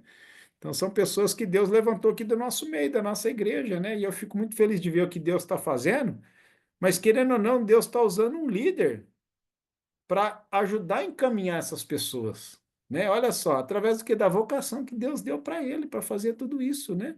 Então é uma grande bênção, né? Uma grande bênção. Irmãos, eu sei que a gente passou um pouquinho do horário normal, que geralmente eu dou uma pausa, mas pensando que falta só isso, só esse estudo de causa e a gente vai encerrar, eu prefiro que a gente não tenha um intervalo. Mas eu quero ouvir e respeito a opinião dos irmãos. Alguém gostaria de ter um intervalo? Se prefere ter um intervalo, a gente tem um Pastor, se intervalo. alguém quiser ter A intervalo, Juliette vai querer, a dá zero Juliette. na prova, pastor. Dá zero na prova. Não, se precisa, fala assim, mas eu precisava pelo menos ir no banheiro. A gente tira só 5 minutos. Não, Vamos eu fazer sou assim. acostumado com militarismo, pastor. Sem esse negócio não. Quem quiser ir no banheiro, fecha a câmera, vai rapidinho ali. E não tem É, problema não, mas se eu aí continuo perde, aí. né? Não, Quer mas tirar deixa, 5 minutinhos? Não, deixa pastor, o pode ir áudio direto. aberto. Continue, Pode pastor. tocar o Deixa o barco, áudio então? aberto. Ou então leva o negócio pro banheiro aí.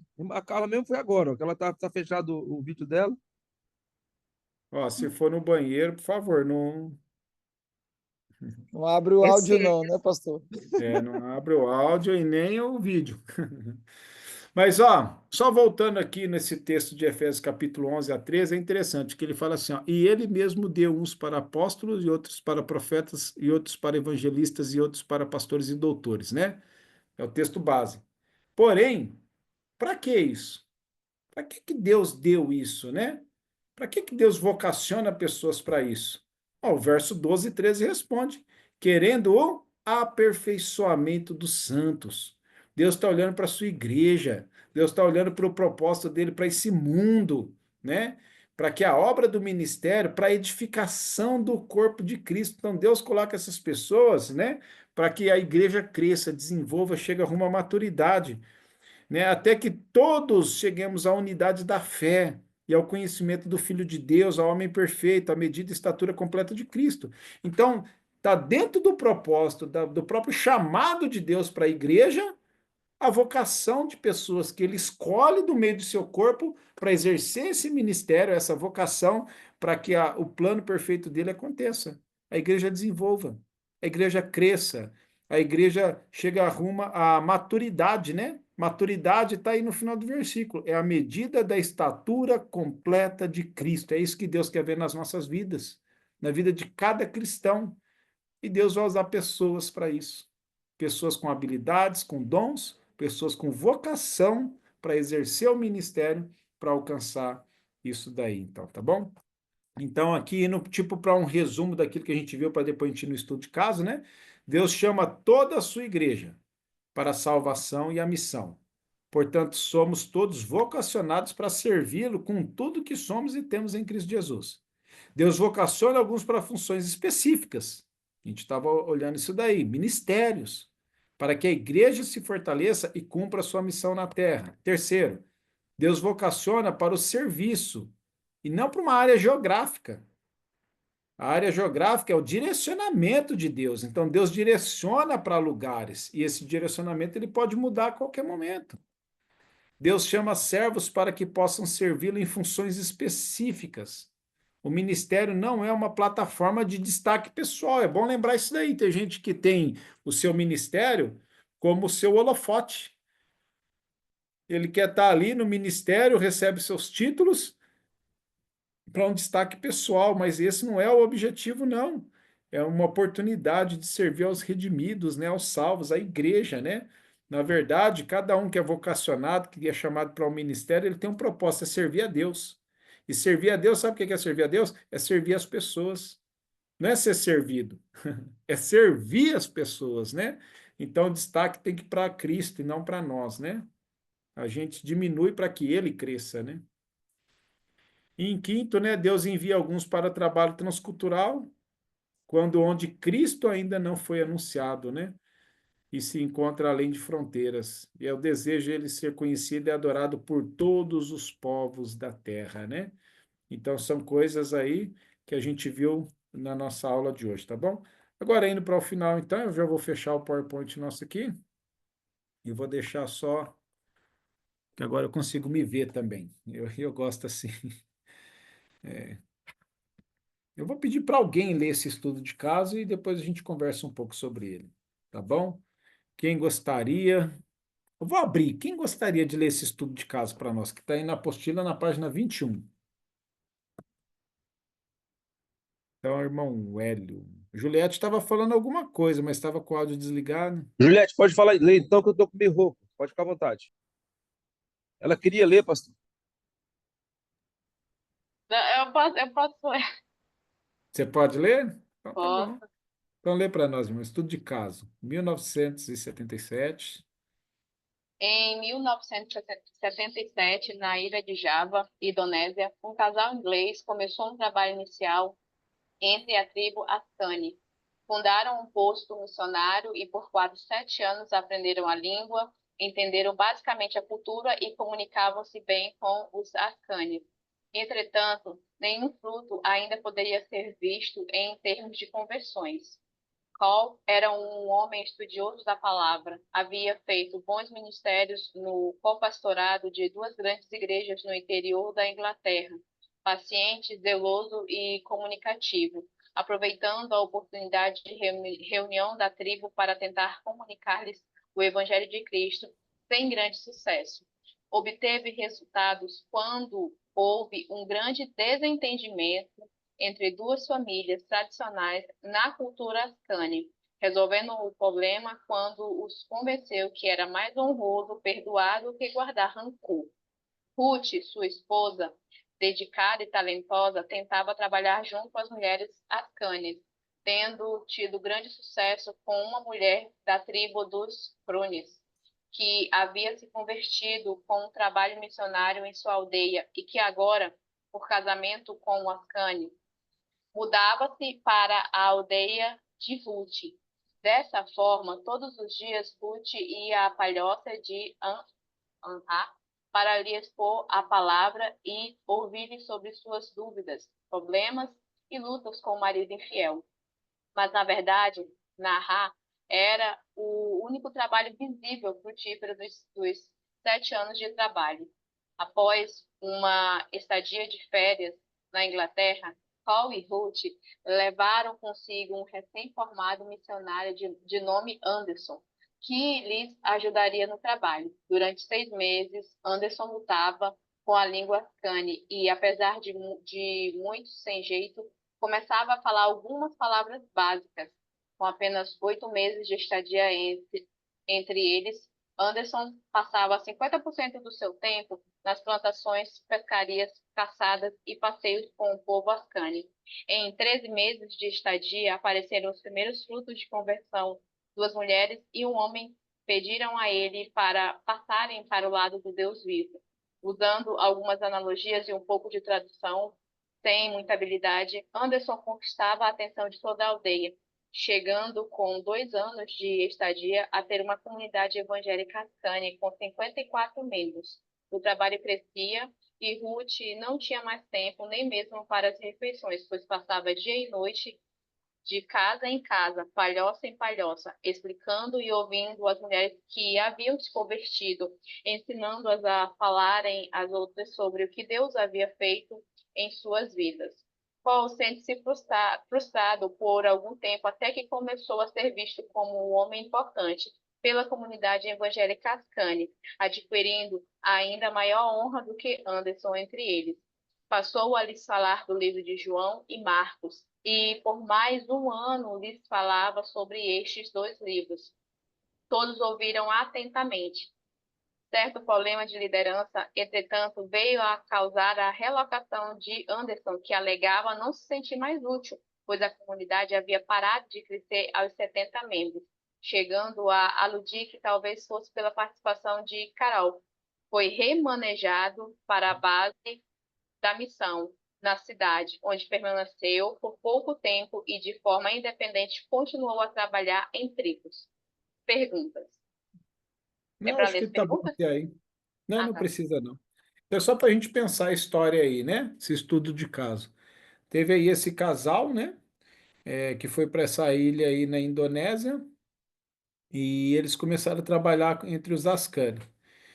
E o texto fala para a gente, né? Que Carl, né? Era o marido aí, estudioso da palavra e tudo mais. Teve bons ministérios quando era pastor de igreja, porém já estava ali há 7 anos e não via fruto nenhum. Ele aprendeu a língua, a cultura, ensinava, mas não via fruto. Até que um momento eles saíram do ministério para o seu período de férias de divulgação, conheceram um camarada chamado Anderson e falou: vamos com a gente. E Anderson foi. Anderson, com 1 ano e pouco, aprendeu a língua e começou a ensinar. E o que aconteceu? Há pouco tempo, 54 pessoas já estavam salvas. Olha só, tinha se convertido. E aí, todo animado, empolgado, nesse meio termo que a igreja já estava constituída por aquele grupo de salvos, aí entra Carl de novo, com o ensino do livro de Marcos, né? Que fala de Marcos, alguma coisa assim, né? O evangelho ali. E a igreja João e começa a Marcos. crescer em maturidade, mas ela não está mais crescendo em salvação de almas. Aí Anderson fica chateado, acha que o problema é Carl, sai do trabalho. Seria isso. Então, o que que a gente consegue compreender com esse estudo de casa aqui, irmãos? Queria ouvir a opinião de vocês. Pensando no assunto que abordamos, vocação, tá? Acho que cada um tem uma vocação, né, pastor? O Anderson é uma vocação de missionário mesmo, né? De apóstolo, de ir junto, de andar junto. Uhum. Talvez O evangelista, né? evangelista, é verdade. E o Cal com a vocação de pastor, né? De pastorear. Uhum. Me parece ser isso. Uhum. Pelo menos foi isso que eu entendi. Então ele começa a andar junto, ele começa a se relacionar e evangelista é relacional, né? Tem que andar junto, tem que Uhum. pisar no mesmo chão. Me parece que essa seria a grande diferença. E Uhum. essas desafinações, né, que eu acho interessante. Como nós homens muitas vezes não conseguimos abandonar uma vaidade, um orgulho, que tem sempre. Eu não consigo, não sei, é impressionante. Grandes homens de Deus fazem grandes obras e caem Uhum. pela vaidade. Aí eu lembro do advogado do Uhum. diabo, quando o Alpatino fala vaidade, meu pecado favorito. Olha aí. Eu Verdade. vejo um pouco disso aí nessa a partir do momento que param de andar juntos. Uhum. A Talvez pena. seja a minha, mas poderiam continuar trabalhando, né? Cada um no seu papel aí, cada um no seu perfil e a coisa Aquilo que foi trabalha chamado. exatamente. Uhum. Mais alguém? Também concordo com esse menino aí. Eu acho que a gente percebe, né, que é, a forma, né, como cada um lida, né, traz frutos diferentes, né? Eles não estavam conseguindo ter nessas conversões no primeiro momento, e aí o Anderson vem, né, com esse jeito de ser, né, essa forma dele de trabalhar, né? Até mesmo ele nem no início dele nem entendendo ainda, sabendo a língua, né? Mas ele consegue ali ser inserido, né, na cultura do povo. E depois, quando aí entra o qual e a mulher dele, Ruth, a gente já vê a igreja formada e aquele trabalho, né, pastoral que ele tanto queria e tentava fazer com não convertidos. E Uhum. ela, mulheres, né, e fazendo toda essa parte de igreja mesmo, né, de crescimento do corpo de Cristo, né. Uhum. Isso aí. Algum outro irmão? Não, eu só concordo também com ele e com a Juliette. É isso mesmo, a gente precisa de todos os membros do corpo, né, para um bom funcionamento do corpo de Cristo. Todos são Uhum. importantes, ninguém pode desprezar um ou outro, o dom do outro, Uhum. a cabeça não pode dizer que não precisa dos pés, e assim vai, né, do jeito que Paulo ilustra lá, 1 Coríntios, acho que capítulo 12. Então, todos são importantes, né, e uma igreja é assim mesmo. Por exemplo, eu sou pastor aqui na minha igreja, mas Uhum. eu não consigo fazer todas as coisas, né? Eu não consigo. Eu Uhum. preciso daquele irmão que convida, que aquele irmão quer mais sai convida. Eu falo para eles, vocês têm que trazer as pessoas para a igreja. Eu estou aqui para pastorear as pessoas, Uhum. mas eu não tenho como fazer tudo, né? Eu preciso Uhum. de a gente tem que trabalhar juntos aqui, né? E tem eu tenho um diácono aqui, um abençoado que que ele fica 3, 4 horas conversando com uma pessoa na maior facilidade do mundo, e eu tenho essa dificuldade, eu não consigo. Eu Uhum. converso com. Eu tenho que ter uma afinidade muito grande para ficar 2, 3 horas conversando com a mesma pessoa. Então, as minhas conversas são curtas. E as pessoas que vêm para as igrejas, elas querem conversar, elas querem se abrir. E ele me abençoa nessa parte, porque ele fica lá até meia-noite, se deixar, e ele tem assunto e papo, e eu acho isso muito legal da parte dele. Uhum. Ele me abençoa nessa parte, entendeu? Mas tem outras áreas que tem que ser o pastor, o ensino, né? O discipulado, o conselho, mas tem Uhum. todos são importantes na igreja, todos, né? Isso Todos mesmo. são. Última aula que a gente teve, né? O pastor falou isso, né? Usa todos, né? Usa todos Deus usa todos, está em todos, é em todos. Então Uhum. tem o evangelista, tem o professor, o mestre, tem aquele irmão que é o amigo, que é o do bate-papo igual esse que eu falei, é Uhum. aquele que é o prestativo para toda hora. E o pastorzão está ali, né, para cuidar, para organizar, para fazer os cultos, Isso mesmo. enfim. Uhum. É que normalmente, eu não sei, aí no norte como é que está isso, mas muitas vezes, assim, o pessoal quer deixar tudo nas costas do pastor. O pastor tem que fazer tudo, né? Ele tem que bater o escanteio, correr, cabecear e defender. Fica Então, difícil, né? entendeu? A gente tem que, os irmãos têm que ver que são chamados, que tem vocação, né?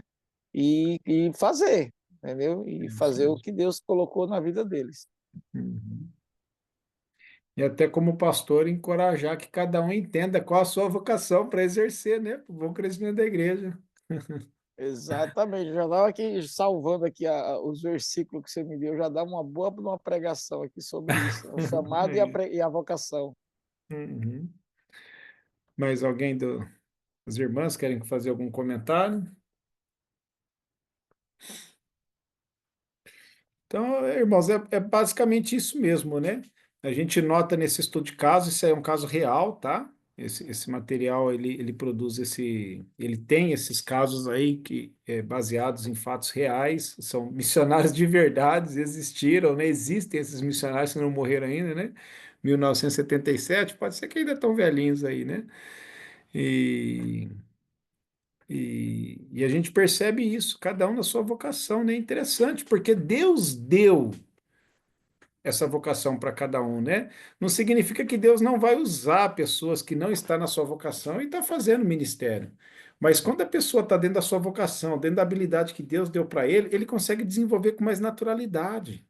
A gente pode perceber lá, né, que o Carl e a esposa, no início ministerial, não é que eles não quiseram, não é que eles não tentaram, mas não estava dentro de um pouco da naturalidade, da habilidade que Deus deu para ele. Deus poderia fazer uma grande obra através da vida dele, Deus pode tudo, mas Deus levantou Anderson para ir lá e começar aquele negócio, as primeiras almas salvas, depois entra Carl e ajuda aquela igreja a se consolidar, tem as pessoas com as habilidades e a vocação para fazer esse tipo de ministério, consolidar. Eu tenho um tio que ele é pastor, e ele fala assim, ó, eu sou pastor, eu não sou fundador. Se eu for trabalhar com fundador, eu vou ser afundador de igreja, né? Ele brinca, né? Que ele reconhece a vocação que Deus deu para ele, que já para pegar um grupo e trabalhar com esse grupo para ajudar na consolidação, na maturidade, no crescimento, e não trabalhar lá. Agora não significa que ele não evangeliza. Ele evangeliza, ele incentiva, ele prega mensagens evangelísticas no culto, né? Coisas dessa natureza. Mas ele reconhece que a vocação dele está mais trabalhar com os crentes, no discipulado, como o pastor Amaro falou agora, né? Com o discipulado, ajudar eles a crescer, a desenvolver, né? Como eu vejo na vida do meu pastor. Né? E não estou falando como crítica, mas, por exemplo, esses evangelismos que a gente participa, e eu tenho participado bastante pelo fato de estar aqui na região, e não ter o ministério pastoral aqui, né? Ele não vai. E ninguém cobra, por quê? Porque as pessoas sabem, né? O ministério que ele está exercendo, o incentivo que ele dá para que outros façam, né? Então, reconhecer a vocação dos outros também é fundamental, irmãos. O que faltou aqui, talvez, nessa equipe, né? Nessa equipe missionária, vamos dizer, é esse reconhecimento, cada um entender, poxa, olha só, Anderson podia falar, Cal, ó, você está fazendo um ótimo trabalho, você está consolidando, né? Você está ajudando esses crentes a crescer. E qual poderia falar para Anderson, Anderson, ó, você fez um ótimo trabalho, você alcançou as primeiras almas, né? E tem outras para serem alcançadas, né? Essa, no feriado prolongado último que teve agora, eu voltei lá em Chequina e eu participei de uma aula, porque lá em Chequina não tem feriado. O único feriado que a gente guarda lá é 7 de setembro. Então, aqui meus filhos não teve aula, a gente viajou para lá e eu participei das aulas. E tinha um missionário norte-americano que trabalhou na Papua Nova Guiné e fundou uma igreja. Essa igreja ele já deixou o ministério lá, ele visita uma vez por ano só para ver como aquela igreja está desenvolvendo. E ele está falando que no início do ministério, quando ele aprendeu a língua, o colega dele também aprendeu a língua, eles fizeram uma estratégia de ministério. Ele falou: ó, nós dois, os homens, vamos ensinar todo mundo, e as mulheres vão ensinar as mulheres, né? Assim, mas o ensino formal vai ser os homens que vai fazer, como a gente entende que biblicamente tem que ser feito, né? Só que ele deu tipo assim 15 lições e o colega dele depois daria mais 15 lições do ensino bíblico cronológico. Ele dava 15 lições e tanto ele quanto o colega dele percebia brilho nos olhos daqueles que estavam vindo. Eles ouviam aquelas lições e tinham um entendimento, tinha interação, sabe? Quando o colega dele pegava para dar as lições dele, parece que o negócio ficava abafado, ficava um negócio sem graça. Eles preparavam junto as lições, trabalhavam junto na tradução das lições, mas cada um estava usando da vocação e da habilidade que Deus deu. Chegou uma hora que ele percebeu, mas não ia falar para o colega não ficar ofendido, né? O próprio colega reconheceu, falou: ó, o nome dele é Brian Ronquist, né? O Brian, é o seguinte, eu estou percebendo que quando você ensina é diferente, o povo entende a mensagem, eles conversam, a gente vê resultado. E quando eu ensino, eu vejo um modo de interrogação na mente deles, na cara deles. Vamos fazer o seguinte, vamos mudar nossa estratégia. Deus deu essa habilidade para você e não deu para mim. Assuma todo o ensino. E eu pego outras áreas do ministério aqui. Olha só que humildade, irmãos. Que exemplo de humildade. Porque que missionário que se prepara 5, 6 anos num treinamento entre teologia e curso missiológico, fica mais 5, 6 anos para aprender uma língua, trabalha mais 2 anos com a tradução daquilo que vai ensinar, ele está ansiando esse momento de ensinar. E chegar ali na hora do ensino, ele perceber que o colega dele tem uma vocação e faz melhor que ele fala: ó, eu tiro meu carro nessa parte de ensino, faço outras áreas e você se dedica a isso.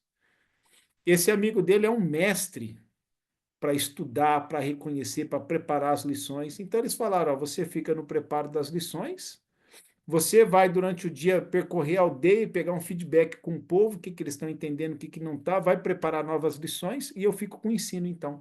Eles remanejaram, mas não desmancharam a equipe. E o ministério fluiu a ponto de que ambos saíram e a igreja está lá já andando sozinha. Sozinha não, porque Cristo está com eles, né? Eles são capacitados pelo mesmo Espírito que capacita a gente.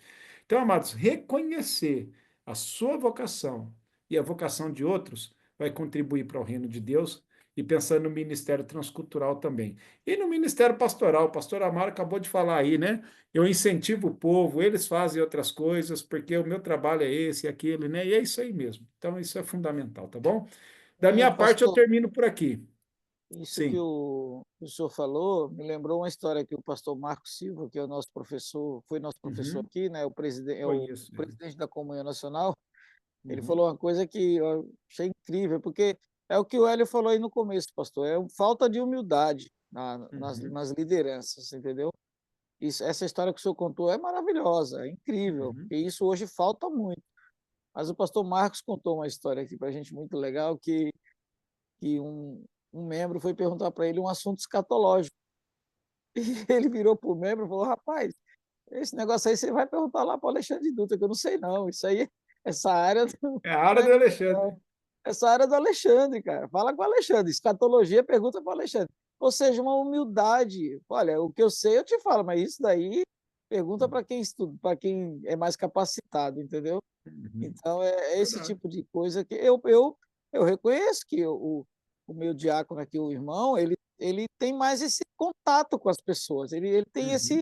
esse jeito, e isso é muito legal, eu acho. O que é que eu faço? Eu falo: não, deixa isso aí com ele, né? Eu cuido do que eu consigo cuidar, mas coisa que eu não consigo cuidar, deixa esse Uhum. pessoal. Eu faço os eventos na igreja, depois dos cultos eles ficam lá batendo papo até tarde, e eu acho isso muito legal, e é bênção. Mas eu não vou ficar enciumado porque, porque tem gente que fica, né?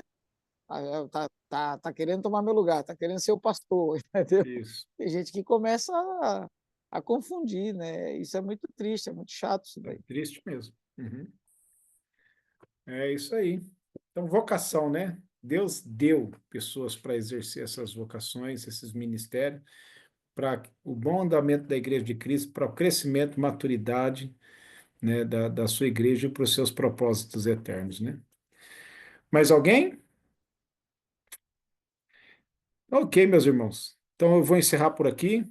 Fica como continuidade da aula a leitura daquele livreto. Para quem já abriu e olhou, você vai ver, é uma leitura de uns 20 minutinhos aí. Você nem vai usar todo o tempo da aula se ficaríamos até 11 horas da noite, tá?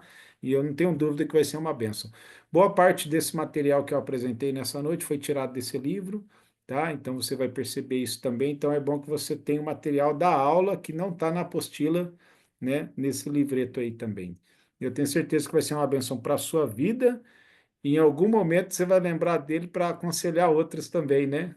Eu já doei, né, desse livreto para um monte de gente, porque tem dúvidas, né? Vamos conversar, mas aqui tem um livrinho que pode te ajudar, né?